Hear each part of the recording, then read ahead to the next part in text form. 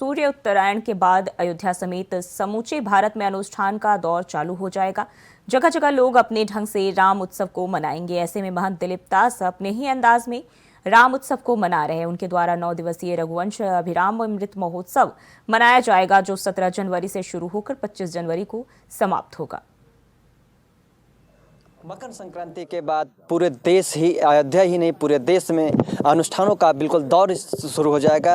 और इस समय हम सरयू तट पर ही मौजूद हूं और यहां पर आप कैमरे में बिल्कुल आप देख पा रहे होंगे कि किस तरह से टेंट सिटी बनाई गई है। टेंट सिटी आपकी बात करें तो टेंट सिटी में सभी प्रकार की सुविधाएं दी गई हैं। जो भी राम भक्त अब देश विदेश से आएंगे उनको इन्हीं टेंट सिटी में रखा जाएगा। और आपको बता दूँ कि राम उत्सव लोग अपने अपने ढंग से मना रहे हैं। ऐसे में हमारे साथ दिलीप दास जी महाराज जी हैं। महाराज जी, सबसे पहले इंडिया वाइज टीवी चैनल पर आपका बहुत बहुत स्वागत है। महाराज जी बहुत बहुत धन्यवाद। महाराज जी, किस तरह से आप राम उत्सव को मना रहे हैं जी?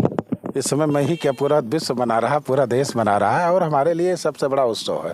हम लोगों के लिए, हम लोगों खासकर संत महात्माओं के लिए, जिनके लिए हमने अपना जीवन न्यौछावर कर दिया, जिनके नाम पर हमने माता पिता का त्याग कर संत बन गए, आज उनका उत्सव है।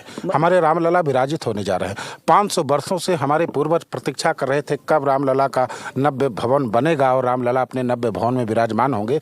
ऐसा सपना देखते देखते हमारे पूर्वज चले गए, पर उनके सामने सपना साकार न हुआ। हम लोग कितने भाग्यशाली हैं, कितने गौरवशाली लोग हैं कि जिनका नाम स्वर्णिम अक्षरों में अंकित होने जा रहा है। हम सभी लोग उस बहुप्रतीक्षित 492 साल के उस सपने के उस साकार होते अपने आंखों से देखेंगे। इन्हीं चर्म चक्षुओं से हम सभी लोग उसका साक्षात दर्शन करेंगे और साक्षी बनेंगे और इतिहास के पन्नों में शायद हम लोग अंकित किए जाएं। इसलिए हमारे जीवन का सबसे बड़ा उत्सव है। राम ने कहा, हाँ, मैं सरयू के तट पर खड़े होकर के अयोध्या वासियों को, पूरी दुनिया, पूरे संसार को ये मैं वचन देता हूँ, जन्मभूमि मम पुरी सुहावनी, उत्तर दिशा सरजू पावन, और जा मज्जनते विनय प्रयासा, मम समीप नर पावहि वासा। जो इस सरयू में स्नान करेगा, जो इसके तट पर विश्राम करेगा, जो इसके तट पर अनुष्ठान करेगा, जो इनके जल का पान करेगा, उसको मेरा सामीप्य मिलेगा, मेरा सानिध्य मिलेगा। मेरे राम का वचन है। और भगवान राम की विशेषता है, राम एक बार बोलते, साथ कहता राम दूर न विभासते, राम 2 बार नहीं बोलते। राम की वाणी अमोघ है, राम का वचन अमोघ है, राम का बाण अमोघ है, सब कुछ अमोघ है। राम जी ने कहा, इसलिए मैं सरयू तट पर ये टेंट सिटी लगा करके रघुवंश अभिराम अमृत महोत्सव 17 जनवरी से 25 जनवरी तक मनाने जा रहा हूँ, जिसमें 1.25 करोड़ शिवलिंगों का अनुष्ठान होगा।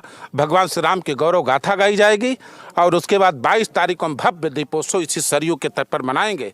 जैसे दीपोत्सव मनाया जाता है, अब हमारे लिए उस दीपावली वाले दीपोत्सव से बड़ा दीपोत्सव 22 जनवरी को होगा। आने वाली हर 22 जनवरी को हम सभी लोग दीपोत्सव मनाएंगे।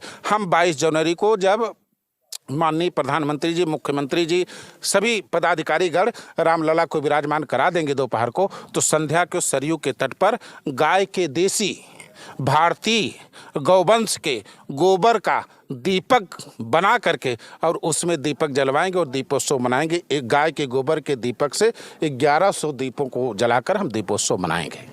तो ये रहे दिलीप दास जी महाराज, जिनका साफ तौर पर कहना है कि जब लगभग 500 वर्षों की जो तपस्या रही है प्रभु श्री राम की, अब कहीं ना कहीं वो समाप्त होगी। जब 22 जनवरी को देश के यशस्वी प्रधानमंत्री नरेंद्र मोदी अपने हाथों से भगवान श्री राम को उनके नवनिर्मित विग्रह में विराजमान करेंगे। इंडिया वाइज के लिए अयोध्या से अभिनव।